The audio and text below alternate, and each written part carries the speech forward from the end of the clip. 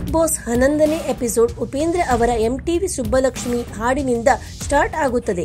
ಹಾಡಿಗೆ ಎಲ್ಲರೂ ಎಚ್ಚರವಾಗ್ತಾರೆ. ನಂತರ ಹುಚ್ಚ ವೆಂಕಟ್ ಜೊತೆ ಒಂದು ಕಾರ್ಯಕ್ರಮ ಮಾಡ್ತಾರೆ. ಅದರಲ್ಲಿ ಹುಚ್ಚ ವೆಂಕಟನನ್ನು ಮಧ್ಯದಲ್ಲಿ ಕೂಡಿಸಿ ಎಲ್ಲರೂ ಚಿತ್ರ ಪ್ರಶ್ನೆ ಕೇಳ್ತಾರೆ. ಎಲ್ಲರ ಪ್ರಶ್ನೆಗೂ ವೆಂಕಟ್ ಅವರು ಚಿತ್ರ ಉತ್ತರವನ್ನು ಕೊಡ್ತಾರೆ. ಮನೆಯವರಿಗೆಲ್ಲ ಮನರಂಜನೆಗೆ ಇದೊಂದು ಒಳ್ಳೆಯ ಕಾರ್ಯಕ್ರಮವಾಗಿತ್ತು. ಮಧ್ಯಾಹ್ನ ರವಿ ಮೂರರು ತನ್ನನ್ನು ಅನುಕರಿಸುತ್ತಾರೆ, ತಮಾಷೆ ಮಾಡ್ತಾರೆ ಎಂದು ಪೂಜಾ ಗಾಂಧಿ ಶ್ರುತಿಗೆ ಹೇಳಿ ಬೇಜಾರು ಮಾಡಿಕೊಡುತ್ತಾರೆ. ಬದುಕು ಜಟಕಾ ಬಂಡಿಯ 3ನೇ ಹಂತವನ್ನು ಟಾಸ್ಕ್ ಆಗಿ ಬಿಗ್ ಬಾಸ್ ಕೊಡ್ತಾರೆ. ಆದರೆ ಮುಂಚೆ ಬಂಡಿಯನ್ನು ಎಳೆದ ಯಾರೂ ಇಂದು ಜಟಕಾ ಬಂಡಿಯನ್ನು ಎಳೆಯುವಂತೆ ಇರಲ್ಲ. ಟಾಸ್ಕ್ ಸ್ಟಾರ್ಟ್ ಆಗುತ್ತದೆ. ರವಿ ಮೂರರು ಮೊದಲಿಗೆ ಬಂಡಿ ಎಳೆಯುತ್ತಾರೆ.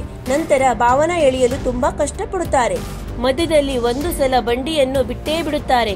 ಅವರ ನಂತರ ಎಳೆದ ರವಿ ಕೂಡ ಒಂದು ಸಲ ಬಂಡಿಯನ್ನು ಬಿಟ್ಟು ಬಿಡುತ್ತಾರೆ. ಬಂಡಿಯಲ್ಲಿದ್ದ ಕಲ್ಲು ಅವರ ಕಾಲ ಮೇಲೆ ಬೀಳುವುದರಿಂದ ಸ್ವಲ್ಪದಲ್ಲೇ ಬಚಾವ್ ಆಗ್ತಾರೆ. ಎಲ್ಲರೂ ಸೇರಿ ಅಂತೂ ಇಂತೂ 200 ರೌಂಡ್ ಹೊಡೆಯುತ್ತಾರೆ.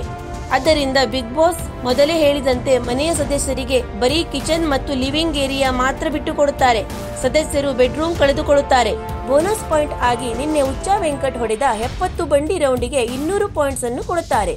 ರಾತ್ರಿ ಬಂಡಿ ಯಾರು ಜಾಸ್ತಿ ಹೊಡೆದಿದ್ದು ಮತ್ತು ಯಾರು ಕಮ್ಮಿ ಹೊಡೆದಿದ್ದು ಎಂದು ಎಲ್ಲಾ ಸದಸ್ಯರಿಗೆ ಒಬ್ಬೊಬ್ಬರಾಗಿ ಹೇಳುವಂತೆ ಬಿಗ್ ಬಾಸ್ ಎಲ್ಲರಿಗೂ ತಿಳಿಸುತ್ತಾರೆ. ಅದರ ಪ್ರಕಾರ ಎಲ್ಲರೂ ಅವರವರ ಅಭಿಪ್ರಾಯವನ್ನು ತಿಳಿಸುತ್ತಾರೆ. ಕೊನೆಗೆ ರವಿ ಮೂರೂರು ಹುಚ್ಚ ವೆಂಕಟ್ ಸ್ಟೈಲ್ ನಲ್ಲಿ ಅಭಿಪ್ರಾಯ ಹೇಳುತ್ತಾರೆ. ಎಲ್ಲರೂ ನಗ್ತಾರೆ.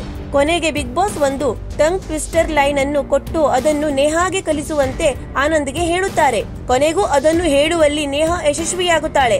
ಅಲ್ಲಿಗೆ ಇನ್ನೊಂದು ದಿನ ಮುಗಿಯುತ್ತೆ. ಮುಂದಿನ ಸಂಚಿಕೆಯಲ್ಲಿ ಏನಾಗುತ್ತೆ ಎಂದು ತಿಳಿಯಲು ನಮ್ಮ ಚಾನೆಲ್ ಅನ್ನು ಸಬ್ಸ್ಕ್ರೈಬ್ ಮಾಡಲು ಮರೆಯದಿರಿ.